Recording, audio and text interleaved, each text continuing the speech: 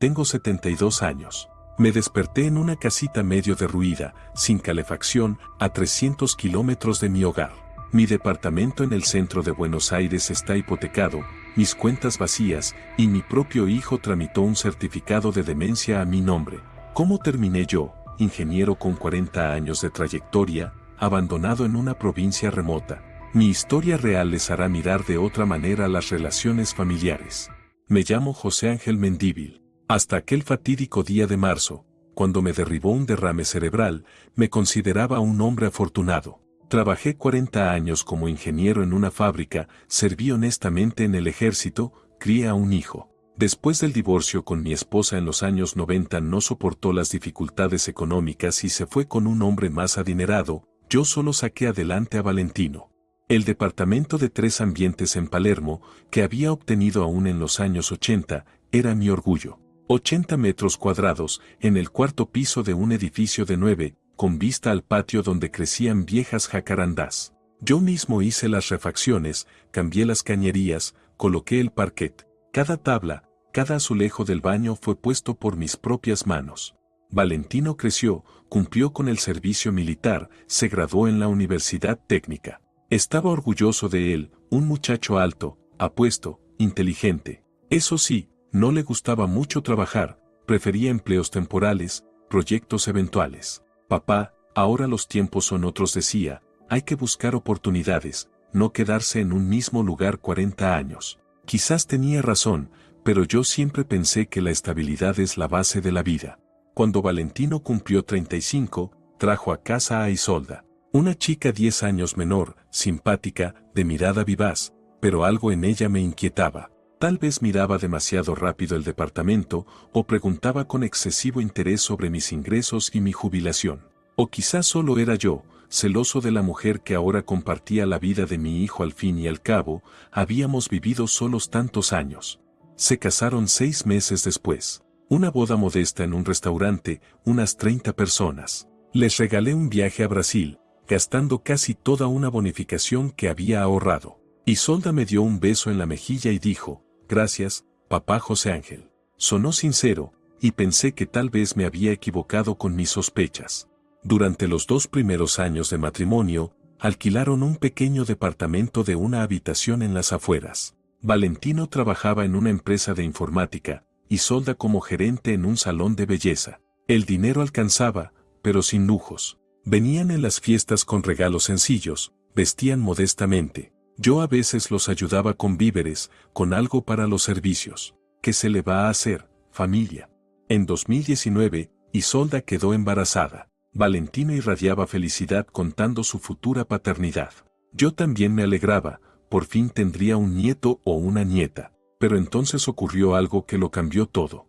Isolda perdió el embarazo en el 5.º mes. Una tragedia terrible que los derrumbó a ambos. Valentino comenzó a beber, Isolda se encerró en sí misma. Yo intentaba apoyarlos, pero ¿qué puede decir un viejo solitario a una pareja joven que acaba de perder un hijo? Un mes después del hospital vinieron a pedirme quedarse en mi departamento. Papá, necesitamos tiempo para reponernos y el alquiler es un estrés adicional, explicó Valentino. Por supuesto, acepté. El departamento tenía 3 cuartos, ellos ocuparon uno, yo me quedé en el mío, y el tercero quedó como sala de estar. Al principio todo iba bien. Isolda cocinaba, limpiaba, incluso se mostraba más cariñosa conmigo. Valentino poco a poco se recuperaba, consiguió un nuevo empleo en una gran empresa. Pero empecé a notar cosas extrañas. Documentos que cambiaban de lugar, conversaciones que se cortaban cuando yo entraba. Isolda comenzó a preguntar sobre mis ahorros, si tenía testamento, quién figuraba como heredero. Solo me interesa, papá José Ángel sonreía, hay que saber cómo están las cosas en la familia. Yo lo atribuía al estrés por la pérdida del bebé. Cada uno procesa el dolor de manera distinta, pensaba. Algunos se cierran, otros se vuelven demasiado prácticos. Entretanto, Valentino se alejaba cada vez más de mí. Antes podíamos charlar horas sobre la vida o el trabajo, ahora respondía con monosílabos, prefiriendo pasar el tiempo con Isolda en su habitación. A fines de 2020 comprendí que aquella estadía temporal se estaba prolongando. Pregunté directamente a mi hijo, Valentino, ¿no creen que ya es hora de buscar un lugar propio? No los estoy echando, solo me interesa saber sus planes. Me miró raro y respondió, papá, ¿para qué? Aquí estamos cómodos y además te ayudamos en la casa. Somos familia. Entonces no entendí que esa era la primera prueba de mi reacción a su permanencia indefinida en el departamento. La mañana del 15 de marzo de 2021 empezó como siempre. Me desperté a las 6:30, como me acostumbraron los años de fábrica, hice ejercicios, preparé café. Valentino e Isolda aún dormían. Los fines de semana les gustaba quedarse en la cama hasta las 10. Decidí ir al supermercado, hice la lista y ya me estaba poniendo el abrigo cuando sentí un extraño adormecimiento en el brazo izquierdo. Al principio pensé que era por la posición al dormir, algo común a mi edad. Pero el entumecimiento no pasaba y se sumó una debilidad en la pierna. Intenté levantarme, el suelo se movía bajo mis pies, la habitación se balanceaba. La presión, pensé, y fui a medirla con el tensiómetro. Alta, pero no crítica, ya me había pasado antes. Tomé una pastilla y me recosté en el sofá, pero me iba sintiendo peor. Al entumecimiento se añadió confusión mental, las palabras me salían con dificultad. Traté de llamar a Valentino, pero lo que salió fue ininteligible. No sé cuánto tiempo permanecí así. Desperté ya en el hospital. Lo primero que vi fue un techo blanco y la cara de un médico con gafas. José Ángel, ¿cómo se siente? Intenté contestar, pero mi lengua no respondía. Me asusté, ¿qué me pasaba? Ha tenido un derrame cerebral, explicó el doctor con voz tranquila. Isquémico, en el hemisferio izquierdo. Podría haber sido peor, pero llegó a tiempo. Resulta que Valentino me encontró en el suelo cerca del mediodía y llamó a la ambulancia. Las 3 semanas siguientes pasaron como en una niebla. Hospital, sueros, inyecciones, estudios. El lado izquierdo de mi cuerpo respondía mal, el habla se recuperaba lentamente. El médico dijo que, a mi edad, eso era normal, lo principal era no rendirse y seguir con la rehabilitación. Valentino e Isolda me visitaban con regularidad. Traían frutas, una camisa limpia, preguntaban por mi salud. Incluso Isolda lloraba. Papá José Ángel, nos asustamos tanto cuando Valentino lo encontró. Me conmovía su cuidado. En un momento difícil, la familia se mostraba en su mejor faceta. Cuando me dieron el alta a principios de abril, en casa todo estaba preparado para mi regreso. En el pasillo había un bastón, en el baño unas barras de apoyo para ducharme más cómodo. Lo hemos pensado todo, dijo Valentino, necesitas tranquilidad y cuidados. Las primeras semanas en casa fueron duras. El brazo izquierdo casi no funcionaba, caminaba despacio, con bastón. Isolda cocinaba, se aseguraba de que tomara la medicación, Valentino ayudaba con las tareas domésticas. Me sentía un viejo inútil, pero agradecido por la atención. Poco a poco fui mejorando. En mayo ya podía preparar comidas sencillas y caminar hasta el supermercado cercano. En la revisión, el médico quedó satisfecho. Para su edad, el progreso es excelente. Yo también me alegraba, significaba que aún viviría más, que aún llegaría a conocer a mis nietos. Pero justamente entonces, cuando comenzaba a recuperarme, empezaron las rarezas. A finales de mayo, Isolda me trajo unos documentos. Papá José Ángel me dijo con gesto preocupado, hay que tramitar unos papeles para obtener beneficios por discapacidad. Ahora tiene derecho a un suplemento en la pensión. Miré los papeles. En efecto, eran certificados médicos, solicitudes. ¿Y por qué aquí hay un poder notarial? Pregunté al reconocer el formulario. Es para que Valentino pueda hacer todos los trámites en su nombre en las oficinas públicas, explicó mi nuera, a usted le cuesta ir solo de dependencia en dependencia. Sonaba lógico. Después del derrame me cansaba fácilmente y las largas colas en las instituciones me resultaban imposibles. ¿Y ese poder para qué cosas exactamente? Insistí. Para tramitar beneficios, pedir certificados y también cuestiones del departamento, así evitamos ir 2 veces, respondió Isolda. Firmé. La letra temblorosa, pero legible. Valentino autenticó la firma en la notaría de la esquina. Todo en regla, todo legal. En junio ocurrió la primera conversación seria. Valentino entró a mi habitación una noche, se sentó al borde de la cama. Papá, tenemos que hablar del futuro, comenzó con tono grave. Dejé el libro y me dispuse a escuchar. Entiende, continuó, tu salud ya no es la misma. El médico dijo que puede haber otro derrame. Tenemos que estar preparados. Asentí. El doctor en verdad me había advertido de los riesgos. ¿Y qué propones?, pregunté. Quizás deberías hacer un testamento, sugirió con cautela. Así, si pasa algo, no habrá problemas con la herencia. Yo soy tu único hijo, pero conviene dejar todo claro por escrito. La propuesta era razonable, pero algo me alarmó. Tal vez el tono demasiado frío de mi hijo o su manera de evitar mi mirada directa. Valentino, todavía pienso vivir, le dije. El testamento puede esperar. No insistió, pero noté un destello de irritación en sus ojos. Claro, papá. Solo pensaba en todas las posibilidades. En julio aparecieron nuevos consejos. Isolda empezó a insistir en que me nombraran bajo tutela. Papá José Ángel, es por su propio bien, me aseguraba. Si pasa algo, podremos tomar decisiones rápidas sobre su tratamiento. Empecé a sospechar. La tutela es una limitación seria de la capacidad legal. Sí, después del derrame estaba más débil, pero mi mente seguía clara. Isolda, todavía puedo tomar decisiones por mí mismo, le dije con firmeza. Claro, claro, aceptó ella, pero añadió, solo que el médico dijo que después de un derrame puede haber problemas de memoria, confusión. Mejor prevenir. Ningún médico me había dicho eso. Al contrario, en la última revisión el neurólogo destacó que mis funciones cognitivas estaban bien recuperadas. Comprendí que algo no cuadraba. Empecé a observar con más atención a mi hijo y a mi nuera, y noté que a menudo susurraban, callaban al verme entrar, y por las noches la luz de su habitación quedaba encendida mucho tiempo, discutían o revisaban algo. Un día, al pasar cerca, alcancé a oír un fragmento de frase de Isolda. Hay que actuar antes de que se recupere del todo. ¿Qué significaba ese antes de que se recupere? ¿Acaso la mejoría no debía ser motivo de alegría? En agosto, Valentino planteó el tema de vender el departamento. Papá me dijo, quizá deberías pensar en mudarte. Este piso es demasiado grande para un solo anciano. Podrías venderlo, comprar una unidad más pequeña y con la diferencia vivir tranquilo. Valentino, le respondí, este departamento es mi hogar. Llevo 40 años aquí, cada rincón lo hice con mis manos. No me iré a ningún lado.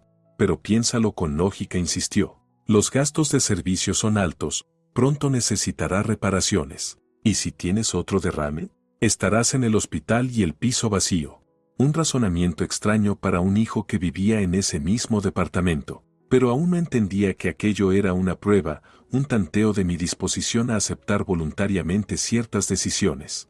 En septiembre llegó la factura de los servicios, el monto era el doble de lo habitual. Me sorprendí, llamé a la administración del edificio. Señor Mendívil, explicó la empleada, cambió el estatus de su propiedad. Ahora el departamento figura como vivienda comercial. ¿Cómo que comercial?, pregunté sin entender. ¿Y quién hizo ese trámite? Su representante vino con un poder notarial, revisó en la computadora. Mendívil Valentino. Explicó que planeaban alquilar parte del departamento. Yo no entendía nada. ¿Qué alquiler? ¿Qué poder para cambiar el estatus? Por la noche le pregunté a Valentino. Mi hijo, algo inseguro, explicó. Papá, es por beneficios fiscales. Isolda consultó en la oficina de impuestos, dijeron que así sería más conveniente. Mentira. Yo entendía lo suficiente de impuestos como para saber que el estatus comercial solo aumenta los pagos. Pero aún no me atrevía a acusar directamente. Quizás, pensé, se trataba de un error o un malentendido. En octubre ocurrió algo que finalmente me abrió los ojos. Llegó una muchacha del banco, simpática, sonriente, con una carpeta de documentos. José Ángel, dijo, le ofrecemos un programa de crédito muy ventajoso con garantía hipotecaria. El interés es bajo, las condiciones favorables. No necesito crédito, respondí. Pero la solicitud ya está hecha, se sorprendió la joven. Su representante presentó la documentación para un crédito de $60,000 con garantía de este departamento. El corazón me dio un vuelco. ¿Qué representante? Mendívil Valentino, su hijo. Aquí está el poder notarial para operaciones bancarias. Me mostró el documento. En efecto, mi firma, el sello del notario. El mismo poder que yo había firmado para tramitar beneficios. Escuche, le dije a la empleada, yo no he solicitado ningún crédito. Esto es un malentendido. La muchacha se desconcertó, pero los documentos están en regla, el poder está vigente. Su hijo explicó que el dinero era para su tratamiento en el extranjero. ¿En el extranjero? Yo ni siquiera había salido de Buenos Aires después del derrame. Le pedí que me dejara sus contactos y prometí aclarar la situación. Cuando se fue, comprendí, me estaban engañando. Y lo hacían de forma profesional, utilizando documentos legales. Esa noche confronté a Valentino. Explícame lo del crédito, exigí. Primero fingió no entender, luego empezó a justificarse. Papá, quería darte una sorpresa. Reunir dinero para tu tratamiento en Chile. Un médico dijo que allí están las mejores clínicas de rehabilitación tras un derrame. ¿Qué médico dijo eso? Pregunté. Valentino titubeó. Bueno, consultamos con un especialista. Mentira tras mentira. Nadie me había propuesto jamás un tratamiento en Chile y mi estado ya no requería intervenciones serias. Entendí, mi hijo intentaba hipotecar el departamento, conseguir dinero y, lo más probable, desaparecer. Valentino, le dije con firmeza, mañana mismo vas al banco y retiras la solicitud. Y no firmas ningún documento sin mi consentimiento. Voy a anular el poder. Él aceptó demasiado rápido. Eso debería haberme alarmado aún más. Al día siguiente desperté en un silencio extraño. Normalmente, a las 9 de la mañana, Isolda ya andaba trajinando en la cocina, pero ahora todo estaba en calma. Me levanté, caminé por el pasillo, la puerta de su cuarto estaba abierta, la cama intacta. Valentino e Isolda habían salido temprano. En la mesa de la cocina había una nota de Isolda. Papá José Ángel, fuimos a ver a mi mamá en La Plata, está enferma. Volvemos por la tarde. La comida está en la heladera. Raro, de la enfermedad de su suegra. Valentino no había dicho nada la noche anterior. Decidí aprovechar su ausencia y revisar los documentos. En su cuarto, sobre la mesa, encontré una carpeta. Al abrirla, me quedé helado. Allí estaban papeles para la venta del departamento, un contrato de compraventa, certificados de tasación, incluso un folleto de una inmobiliaria. Y lo peor, otro poder notarial a mi nombre, con facultades mucho más amplias. Valentino obtenía derecho a vender, comprar o intercambiar mi propiedad sin mi autorización adicional. La firma en ese poder se parecía mucho a la mía, pero yo sabía bien que no la había hecho. Desde el derrame mi letra era más temblorosa, en cambio, allí estaba firme, igual que en mis tiempos de salud. Y había más. En la carpeta encontré un certificado médico donde constaba que yo padecía demencia senil y no podía tomar decisiones por mí mismo. Estaba firmado por un tal doctor Esteban de una clínica privada. Nunca había oído hablar de ese médico ni había estado en esa clínica. Y finalmente, lo más aterrador, un contrato preliminar de venta del departamento a nombre de un tal Rodrigo Cáceres por $200.000. Muy por debajo del valor real, el piso valía al menos $300.000. Entendí, preparaban una estafa a gran escala. Documentos falsos, certificados inventados, subvaloración del precio para una venta rápida. Y a mí, cegaramente, pensaban declararme incapaz y enviarme a un geriátrico o a algún lugar peor. Me temblaban las manos mientras fotografiaba todo con mi viejo celular. Necesitaba pruebas. Luego volví a colocar cada papel en su sitio, que creyeran que no había sospechado nada. Por la tarde, Valentino e Isolda regresaron con compras y flores. ¿Cómo estás, papá?, preguntó alegremente mi hijo. ¿Y tu suegra está mejor? La nuera asintió. Sí, gracias a Dios, la fiebre bajó. Fue un susto. Decidí no mostrar que conocía sus planes. Necesitaba tiempo para pensar qué hacer. No conocía abogados y temía acudir a la policía, y si los documentos tenían validez y me tomaban por un viejo incapaz.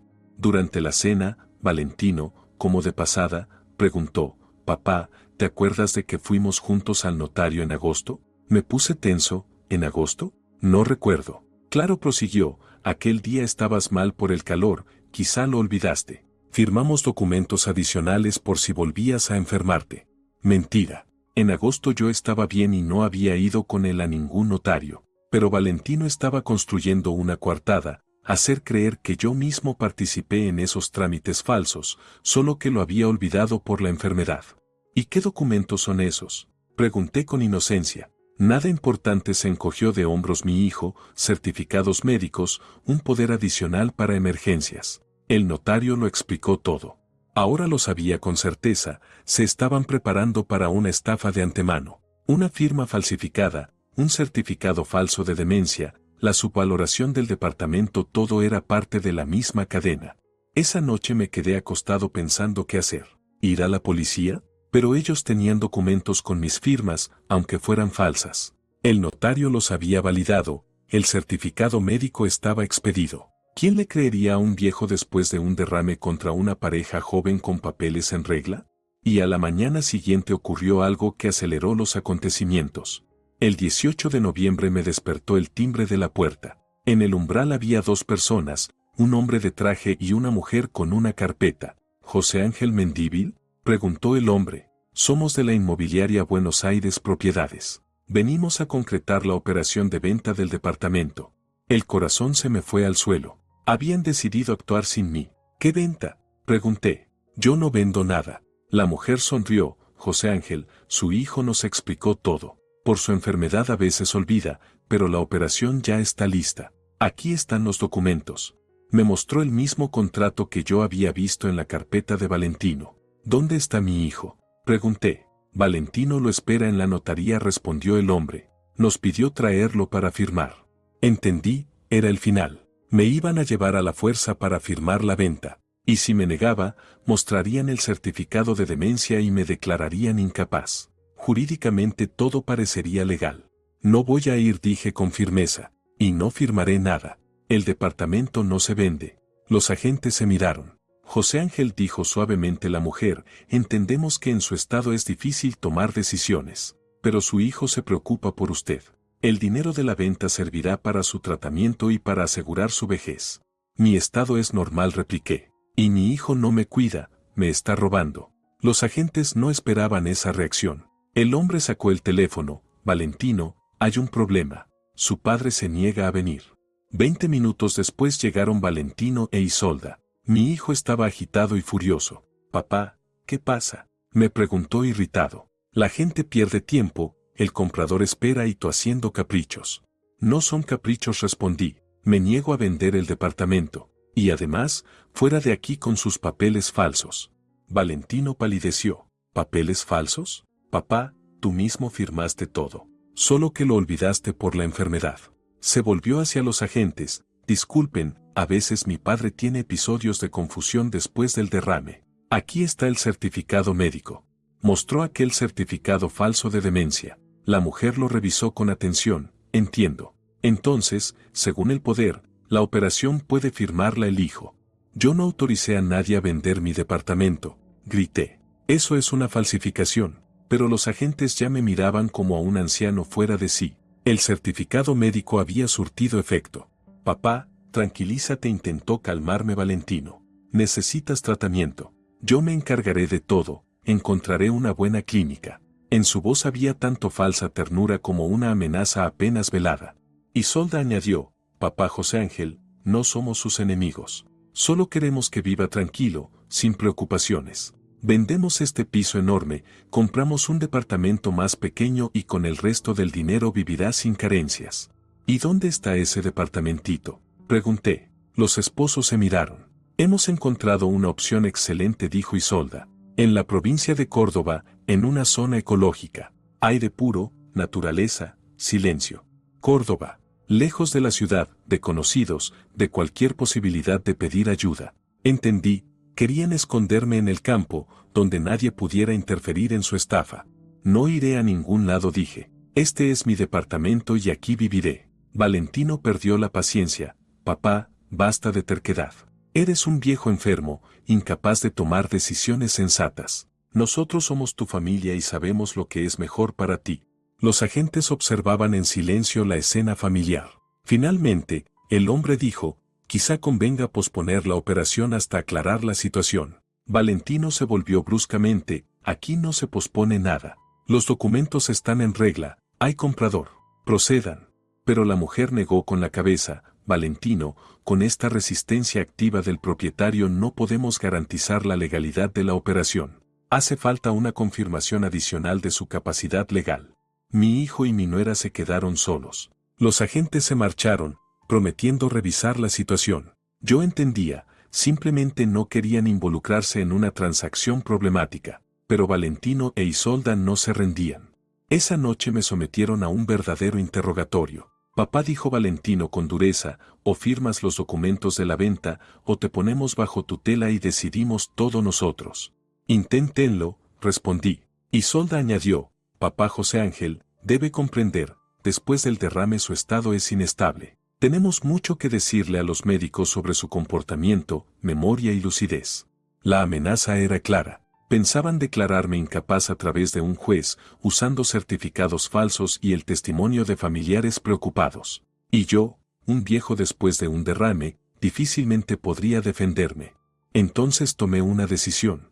La mañana del 20 de noviembre, Valentino me anunció su decisión. Papá, dijo con tono oficial, encontramos un lugar excelente para que vivas. Una casa en la provincia de Córdoba. Aire puro, naturaleza, silencio. Justo lo que necesitas para recuperarte después de la enfermedad. Miré las fotos que me mostraba en la tableta. Una casa de madera medio derruida, el techo torcido, el patio cubierto de maleza. Valentino, esos son ruinas, le dije. Que va, replicó Isolda, solo necesita unas pequeñas reparaciones. Pero fíjate en el ambiente. Y lo mejor, fue barata. Ya la compramos. ¿Con qué dinero?, pregunté. Con el tuyo, respondió mi hijo. Tomé un crédito pequeño con tu departamento como garantía. Solo un poco, para asegurarte una vejez digna. Así que el crédito en el banco sí se había concretado. Ahora el departamento estaba hipotecado, y podían venderlo para pagar la deuda. Legalmente todo parecía correcto. El hijo había pedido un préstamo para asegurarle vivienda al padre. ¿Y si no quiero ir?, pregunté. Valentino se encogió de hombros. Papá, eres un hombre enfermo. Nosotros somos tu familia y decidimos sobre tu tratamiento y tu residencia. Ayer presentamos los documentos para tu tutela. El golpe fue certero y doloroso. La tutela significaba perder toda capacidad legal. No podría disponer de mis bienes, ni tomar decisiones médicas, ni siquiera elegir dónde vivir. Valentino sería mi representante legal con todas las consecuencias. ¿Con qué fundamento?, pregunté. Con base en los informes médicos sobre su estado tras el derrame, contestó Isolda. Los médicos confirmaron problemas de memoria, conductas inadecuadas e incapacidad para valerse por sí mismo. Los certificados falsos volvían a surtir efecto. Entendí que jurídicamente habían preparado todo con cuidado, documentos falsificados, médicos comprados, una historia creíble de preocupación por el padre enfermo. ¿Cuándo es el traslado?, pregunté con resignación. Mañana, respondió Valentino. Ya lo organicé todo, el vehículo, el transporte de tus cosas, la inscripción en el pueblo. ¿Y si denuncio el fraude a la policía? Mi hijo sonrió con sorna. Papá, eres un viejo enfermo con informes de alteraciones mentales. ¿Quién te va a creer a ti contra nosotros, los hijos preocupados, con todos los papeles en regla? Tenía razón. A ojos de la ley yo era un jubilado inestable, y ellos unos parientes cariñosos asegurándome un retiro digno. El 21 de noviembre, a las 8 de la mañana, llegó el vehículo por mí. Una camioneta vieja, conducida por un hombre de unos 50 años, con rostro indiferente. Vamos, dijo. Valentino ayudó a cargar mi maleta. El resto de mis pertenencias quedó en el departamento temporalmente, como explicó. Papá dijo al despedirse, no lo tomes como un castigo. Lo hacemos por tu bien. Isolda incluso lloró. Papá José Ángel, iremos a visitarlo, lo llamaremos. Apenas se recupere, volverá a casa. La actuación fue convincente. El viaje duró unas 8 horas. El chofer guardó silencio casi todo el tiempo, respondiendo con monosílabos a mis preguntas. ¿Falta mucho para la capital provincial? 100 kilómetros. ¿Hay tienda en el pueblo? Una, pequeña. El pueblo resultó estar aún más abandonado que en las fotos. Una quincena de casas, la mitad vacías. Los habitantes eran en su mayoría jubilados, que me miraban con curiosidad. Mi nueva casa estaba en las afueras. De verdad, una construcción de los años 70 medio derruida. Techo con goteras, ventanas tapiadas con tablones, patio cubierto de yuyos. Adentro, 2 cuartos, una cocina sin cocina, baño afuera en el patio. Llegamos, dijo el chofer, bajando mi maleta. Las llaves están con la vecina, doña Concepción, en la casa de enfrente. Doña Concepción era una mujer de unos 70, con un abrigo viejo y botas de goma. ¿Usted es el nuevo dueño?, preguntó. Su hijo dijo que venía a tratarse aquí. ¿Tratarme? Me reí con amargura. ¿Se puede decir así? Por dentro, la casa era aún peor que por fuera. sin calefacción, electricidad deficiente, sin agua. Solo una estufa a leña que no sabía encender y un pozo en el patio con agua dudosa. La primera noche fue una pesadilla. Frío, humedad, ruidos extraños. Me acosté en un sofá viejo, tapado con mi abrigo, pensando en lo bajo que puede caer una persona. Hasta hacía poco vivía en un departamento cómodo en el centro de Buenos Aires y ahora en una casucha ruinosa sin servicios básicos. Pero lo peor no eran las incomodidades. Era entender que me habían arrojado a la basura de la historia. Valentino e Isolda se habían librado de la carga y ahora podían repartirse mi patrimonio. Y yo, viejo enfermo en una provincia perdida, no tenía a quien reclamar ni cómo demostrar nada. Al día siguiente intenté llamar a mi hijo. No contestó. Llamé a mis vecinos en Buenos Aires, nadie atendió. Seguramente Valentino ya los había prevenido de que su padre tenía problemas mentales y no debían tomar en serio sus llamadas. Una semana después llegó el comisario de policía a revisar cómo se había instalado el nuevo residente. ¿Tiene documentos?, preguntó. Le mostré mi pasaporte. ¿Y el permiso de residencia quién lo tramitó? Resultó que para residir en el pueblo había que notificar a la administración local. Valentino lo había hecho, presentándose como tutor de su padre enfermo. Había dicho a las autoridades que yo sufría trastornos psíquicos después del derrame y necesitaba aislamiento del estrés urbano. ¿Cómo se siente?, preguntó el comisario. Bien, respondí, pero quiero volver a Buenos Aires. El policía negó con la cabeza. Su hijo comentó que a veces tiene crisis. Mejor quédese aquí, recupérese. Comprendí, incluso las autoridades locales me veían como a un viejo incapaz, al que los parientes habían instalado con cariño en la provincia. Noviembre en el pueblo fue una dura prueba. La temperatura bajaba a cero, y dentro de la casa no hacía mucho más calor que afuera. Con ayuda de mi vecino don Augusto, un hombre de unos 80, el único amigable del lugar, aprendí a encender la estufa. ¿De la capital, entonces?, me preguntó en nuestro primer encuentro. ¿Y por qué vino a la provincia? Le conté la verdad, sobre mi hijo, el engaño, el destierro. Don Augusto escuchó en silencio y negó con la cabeza. La juventud de ahora. Hacerle esto al propio padre. Antes por algo así te echaban de la casa. Me ayudó a organizarme. Me mostró dónde comprar leña, cómo regular el tiro de la estufa, dónde conseguir mejor agua. La del pozo es dura, me advirtió, mejor traer del manantial fuera del pueblo. El manantial estaba a 1 kilómetro. Cada día llevaba baldes para traer agua. Para un hombre después de un derrame era un esfuerzo grande, pero no tenía otra opción. Poco a poco hasta sentí que la actividad física me fortalecía. La comida la compraba en la única tiendita, en casa de doña Rosario. La oferta era pobre: pan, leche, conservas, granos. Carne y verduras había que encargarlas con anticipación, llegaban una vez por semana desde la capital provincial. Dinero tenía, la pensión pequeña más unos ahorros guardados en una cajita. Valentino no sabía de ellos. Eso debía alcanzarme para 1 año o 1 año y medio de vida modesta. Pero el dinero no era el principal problema. Lo peor era la incomunicación. En el pueblo no había internet, la señal de celular era mala, la televisión solo captaba 2 canales con interferencias. Sin noticias, sin contacto con amigos, sin posibilidad de pedir ayuda. Seguí intentando llamar a Buenos Aires, pero Valentino nunca atendió. Una vez contestó Isolda: «Papá José Ángel, ¿cómo está? ¿Cómo de salud?». Le pedí que viniera o que me dejara volver. «Papá, el médico dijo que necesita al menos 6 meses de tranquilidad provincial para recuperar el sistema nervioso», respondió y cortó. Para diciembre comprendí definitivamente que me habían abandonado. Nadie pensaba venir a buscarme, nadie planeaba devolverme a Buenos Aires. Más aún, Valentino seguramente ya había comenzado a gestionar la venta del departamento o a realizar otras operaciones con mis bienes. Intenté acudir al comisario de policía con una denuncia por fraude. Me escuchó con cortesía, pero sin entusiasmo. José Ángel me dijo: «Entienda, esto es un asunto familiar. Su hijo tramitó la tutela por vía judicial, hay informes médicos. Y usted lo acusa de robarle su propia herencia». «Pero yo soy capaz», repliqué. «Puedo razonar con claridad, tomar decisiones». El comisario asintió: puede ser, pero para anular la tutela necesita pasar una junta médica en la capital provincial. Eso es caro y largo. La capital provincial, Río Gallegos, a 200 kilómetros del pueblo. Llegar en transporte público era difícil, caro y tardado. Además, no estaba seguro de poder demostrar mi capacidad legal. Valentino tenía certificados de mi derrame y supuestos trastornos mentales. A mediados de diciembre ocurrió algo que me levantó un poco el ánimo. Llegó al pueblo un joven enfermero Matías, un muchacho de unos 30 años encargado de atender varias localidades vecinas.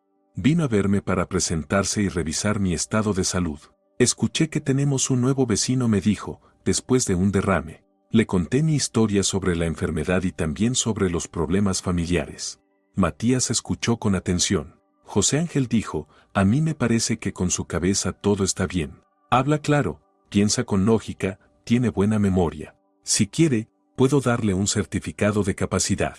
Fue la primera buena noticia en meses. Pero Matías me advirtió, solo que el certificado de un enfermero no pesa mucho en un tribunal. Se necesita un informe de un psiquiatra del hospital provincial.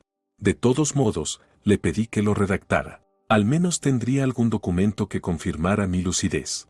Hacia finales de diciembre me preparé moralmente para una larga lucha.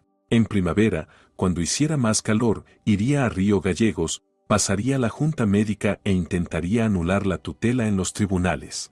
Claro que no sería fácil. Valentino tenía dinero y contactos, y yo no era más que un viejo enfermo en medio de la nada, pero no tenía otra salida. Recibí el año nuevo solo, con una botella de champaña barata de la tiendita del pueblo. Afuera aullaba el viento, en la estufa crujían los leños. Pensaba que un año antes aún era un jubilado común en la capital, con departamento y ahorros, y ahora un desterrado en una casucha medio derruida. Pero no pensaba rendirme. Valentino y su mujer creen que se libraron de mí para siempre. Se equivocan. Enero de 2022 resultó especialmente caluroso y pasaba casi todo el tiempo bajo la sombra de un viejo árbol en el patio, leyendo libros viejos que encontré en la casa. Al parecer, los dueños anteriores habían dejado una pequeña biblioteca, clásicos, novelas policiales de décadas pasadas, revistas antiguas. La lectura me ayudaba a no pensar en los problemas y a llenar los largos días. Además, era un buen ejercicio para la mente. Los médicos, después del derrame, recomendaban leer y resolver ejercicios de lógica. La comunicación con el mundo exterior prácticamente no existía. Valentino no llamaba, y a mis pocos intentos de contacto no respondía. Entendía que para él yo ya era un recuerdo molesto, del que se habían deshecho para siempre. Mi único desahogo eran las charlas con don Augusto. Nos veíamos casi todos los días, a veces venía él, a veces yo lo visitaba. Resultó ser un conversador interesante, con una vida llena de experiencias. Había trabajado en un rancho, criado hijos, enterrado a su esposa. ¿Y no pensó en irse a vivir con sus hijos? Le pregunté un día. Don Augusto tenía 2 hijos en Buenos Aires y una hija en Córdoba. Lo pensé, respondió, pero ¿para qué les voy a cargar? Tienen sus problemas, sus hijos, su trabajo. Aquí al menos no soy una carga. Sus palabras me dolieron. No era solo yo, muchos padres mayores terminaban siendo un estorbo para sus propios hijos. Una realidad dolorosa. A finales de enero ocurrió algo que cambió radicalmente mi situación. Estaba sentado junto a la estufa, tomando mate con galletas que me había traído doña Concepción, y leía una vieja novela de Borges. Afuera el viento silbaba en las rendijas, la calma de una tarde provincial. Y de pronto sonó el teléfono. Al principio ni entendí de dónde venía el sonido. Mi celular casi nunca sonaba, la señal era pésima, pero la llamada insistía. Encontré el aparato bajo un montón de ropa y miré la pantalla. Número desconocido de la capital. Hola, contesté. ¿José Ángel? Preguntó una voz masculina desconocida. Soy Leopoldo Espinosa. ¿Me recuerda? Espinosa, Leo Espinosa, mi viejo amigo de la época de la fábrica. Habíamos trabajado juntos en la oficina técnica, íbamos al fútbol, nuestras familias eran amigas. Después de mi divorcio perdimos el contacto, él se mudó a otro barrio, cambió de trabajo. Leo, exclamé emocionado. Claro que me acuerdo. ¿De dónde sacaste mi número? Lo busqué mucho, respondió. Quería felicitarte por Año Nuevo. Fui a tu casa, y había otra gente viviendo allí. Me dijeron que te fuiste a la provincia a tratarte. Así que Valentino ya se había mudado a mi departamento, o lo estaba alquilando, ganando dinero, y a los vecinos les contó una bonita historia sobre el padre enfermo que se trataba en la naturaleza. ¿Y tú, Leo, cómo estás? ¿En qué trabajas? Pregunté, feliz de hablar con alguien del mundo real. Sigo trabajando, dijo, aunque ya no en la fábrica. Después entré en la fiscalía. Ahora soy fiscal superior. Fiscal. El corazón me dio un vuelco. Leo, fiscal. Eso podía ser mi oportunidad de recibir ayuda. Leo, dije con cautela, ¿podemos vernos? Necesito hablar contigo. Por supuesto, respondió. Ven a Buenos Aires, nos encontramos como en los viejos tiempos. No puedo ir, contesté. Es complicado. ¿Y no podrías venir tú? Es un pueblo cerca, en la provincia de Córdoba. Espinosa se sorprendió. ¿Estás muy enfermo? Claro que voy. ¿Cómo llego?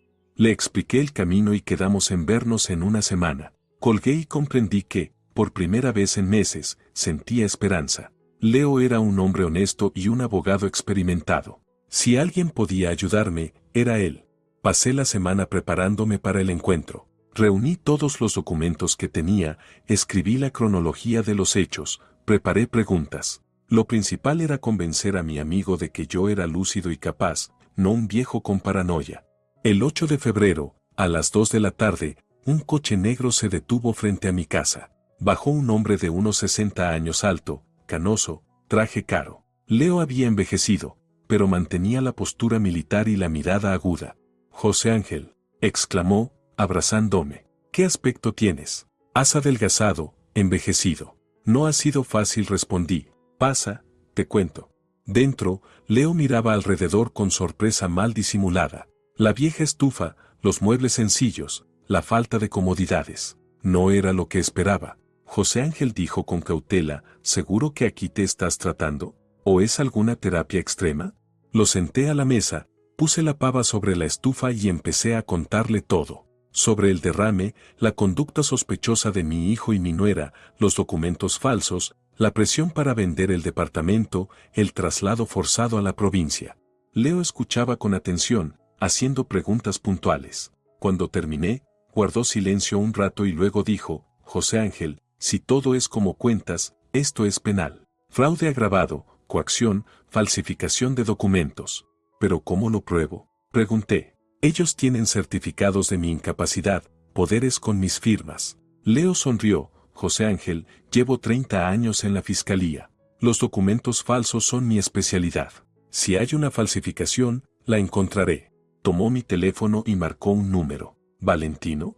Dijo al contestar. Buenas tardes, soy Leopoldo Espinosa, fiscal superior de la ciudad de Buenos Aires. Necesito hablar con usted sobre la situación de su padre. En el auricular se oyó un murmullo. Leo continuó con tono tranquilo y oficial. Valentino, ayer llegó a la fiscalía una denuncia sobre maniobras fraudulentas con la propiedad de su padre. Vine a ver a José Ángel para verificar los hechos. Algunos ruidos más se oyeron por el auricular. Leo escuchó y luego dijo, entiendo su preocupación, pero, verá, José Ángel me parece una persona perfectamente capaz. Y los documentos sobre su estado mental me generan muchas dudas. Hubo una pausa. Después Leo añadió, Valentino, mañana a las 10 de la mañana lo espero en la fiscalía para que dé explicaciones. ¿Conoce la dirección? Calle Talcahuano 550, oficina 312. Y traiga todos los documentos relacionados con la tutela y las operaciones inmobiliarias de su padre. Colgó y me miró con una media sonrisa. José Ángel, creo que mañana tendrás visitas. Leo tenía razón. Al día siguiente, cerca del mediodía, un taxi se detuvo frente a mi casa. De él bajaron Valentino e Isolda nerviosos, confundidos, claramente en pánico. Papá, gritó Valentino antes de llegar al porche. ¿Qué pasa? ¿Qué fiscalía? ¿Qué denuncia? Los recibí con calma. En las 24 horas que habían pasado desde la visita de Leo me había preparado para esta conversación. Pasen, les dije, vamos a hablar. Entraron mirando alrededor con horror. Evidentemente, en sus planes nunca estuvo el tener que venir a esta aldea. Contaban con que el padre terminaría sus días en silencio en una casucha provincial mientras ellos se quedaban con sus bienes. Papá, empezó Isolda con tono conciliador, estábamos tan preocupados por ti. El fiscal dijo que habías presentado una denuncia. Eso es un malentendido. Nosotros cuidábamos de ti, queríamos lo mejor. ¿Lo mejor? Repetí. ¿Meter a un viejo enfermo en una choza medio derruida, a cientos de kilómetros de su casa? Valentino intentó indignarse. Pero si tú mismo estuviste de acuerdo. Y el médico recomendó el aire provincial para recuperarte del derrame. ¿Qué médico? Pregunté. ¿El que les firmó el certificado falso de mi demencia? Los dos se miraron. No esperaban que yo supiera de sus maniobras con documentos médicos falsos. Papá, insistió Valentino, no entiendes la situación. Nos preocupaba tu estado después del derrame, la memoria, reacciones inadecuadas, agresividad. ¿Agresividad? Me reí. ¿Te refieres a cuando me negué a regalarles mi departamento? ¿Qué departamento? Exclamó Isolda. Nosotros no hemos tomado nada. Solo vivimos en tu piso temporalmente, cuidándolo. ¿Y el crédito hipotecario quién lo sacó? Silencio. Luego Valentino reconoció a regañadientes. Bueno, sí, pedí un crédito pequeño. Para tu tratamiento y arreglos. Fue en tu beneficio. ¿En mi beneficio? Me enfurecí. ¿Hipotecar mi casa sin que yo lo sepa? ¿O crees que no descubrí el contrato de compraventa entre tus papeles? Valentino palideció. Quedó claro que sí pensaban vender la propiedad. Papá, no es lo que piensas, balbuceó. Solo explorábamos opciones, por si necesitabas dinero para un tratamiento caro. Basta de mentiras, grité. Sé todo sobre sus planes. Poderes falsificados, certificados médicos inventados, el precio del piso rebajado para venderlo rápido. ¿Pensaban que sería fácil librarse de un viejo? Isolda rompió a llorar. Papá José Ángel, no engañamos a nadie. De verdad cuidábamos de ti, queríamos darte una vejez digna. ¿En una casucha sin calefacción ni agua? Pregunté, muy considerado. Valentino entendió que las lágrimas no servirían. Pasó al ataque. Papá, incluso si denunciaste en la fiscalía, no pasará nada. Tenemos todos los documentos en regla. Los poderes están notarizados, los certificados médicos existen, la tutela está aprobada por un juez. Son falsos, dije con firmeza. ¿Y puedes probarlo? Se burló. ¿O dirás que hay una conspiración contra el pobre viejito? En ese momento sonó mi teléfono. Era Leo. ¿José Ángel? Dijo. ¿Tus familiares ya llegaron? Sí, están aquí delante. Perfecto. ¿Puedes decirle a tu hijo que la pericia caligráfica arrojó resultados interesantes? Puse el altavoz para que todos oyeran. ¿Qué descubriste, Leo? Que la firma en el Poder de Agosto es falsificada, respondió Espinosa. La pericia lo confirmó. Y el certificado médico sobre tu estado mental es falso. El doctor Esteban nunca trabajó en esa clínica. Valentino estaba pálido, con los puños apretados. Isolda sollozaba. Además, continuó Leo, revisamos el contrato del crédito. El monto no era de $60,000, sino de 150. Y no para un tratamiento, sino para la compra de un departamento en una torre nueva. ¿A nombre de quién creen que está? Estafadores, dije mirando a mi hijo y a su esposa. Sacaron un crédito hipotecario con mi casa, se compraron vivienda, y a mí me arrojaron a la provincia. Valentina, intervino Leo, mañana a las 9 lo espero en la fiscalía. No para dar explicaciones, sino para presentar cargos. Delito, estafa agravada, más el delito de falsificación de documentos. ¿Y si no vamos? Preguntó Valentino con voz ronca. Entonces se pedirá orden de captura, respondió el fiscal con calma. Y tendrán que responder también por evasión de la justicia. Leo colgó. La casa quedó en silencio. Valentino e Isolda parecían fulminados. Su plan se derrumbaba frente a ellos. Papá, dijo por fin Valentino, podemos arreglarlo. Devolveremos el departamento, cancelaremos el crédito, compensaremos los daños. No hace falta llegar a juicio. ¿Ahora recuerdas que soy tu padre? Pregunté. ¿Justo cuando te aprieta el zapato? Siempre lo recordamos, gritó Isolda. Solo intentamos actuar en tu beneficio, pero salió mal. ¿Salió mal? Me burlé. Me robaron y me abandonaron en un basural. Y ahora que la fiscalía los investiga, ¿quieren arreglarse amigablemente? Valentino se levantó y caminó nervioso. Está bien, dijo, admito que nos equivocamos, pero eres mi padre. ¿De verdad mandarás a tu propio hijo a la cárcel? Esa pregunta la esperaba, y sabía qué responder. Valentino, dije despacio, ¿cuándo falsificaste mi firma pensaste que era tu padre? ¿Cuándo me arrojaste a esta choza recordaste que yo te crié, te alimenté, te eduqué? Mi hijo guardó silencio. Tú tomaste tu decisión, seguí. Decidiste que el viejo padre era una carga de la que había que deshacerse y de paso quedarte con su patrimonio. Ahora responde por tus actos. Pero podemos arreglarlo, insistió Isolda. Recuperamos el piso, legalizamos todo, lo cuidaremos. Ya es tarde, contesté. La confianza se perdió para siempre. Me levanté y abrí la puerta. Vuelvan a Buenos Aires. Mañana los esperan en la fiscalía. Comprendieron que no había nada más que hacer. Se levantaron lentamente y se dirigieron a la salida. En la puerta, Valentino se volvió. Papá, sé que fallé, pero ¿de verdad no podrás perdonarme? Te perdono, respondí, pero no olvido. Y las consecuencias de tus actos nadie las borrará. El taxi se los llevó en la oscuridad de la tarde de febrero. Y yo me quedé solo en la casa, por primera vez en muchos meses, con una paz interior. La justicia había triunfado. El juicio contra Valentino e Isolda se celebró en mayo. Las pruebas eran incontestables: firmas falsificadas, certificados médicos fraudulentos, el crédito ilegal con una propiedad ajena como garantía. Valentino recibió 4 años de prisión de cumplimiento efectivo, Isolda, 3 años en suspenso como partícipe secundaria. El departamento me fue devuelto, el crédito declarado nulo, y el inmueble adquirido con mi dinero vendido para compensar al banco. En junio regresé a Buenos Aires. El piso estaba en mal estado. Valentino e Isolda habían arruinado muebles y vendido algunas cosas de valor. Pero la casa seguía siendo mi casa, y me dediqué a restaurarla. Leo Espinosa se convirtió en un visitante frecuente. Retomamos la vieja amistad, íbamos al fútbol, recordábamos la juventud. José Ángel me dijo una vez: si no fuera por aquella llamada casual, habría seguido consumiéndote en la provincia. No fue casual, respondí, fue el destino.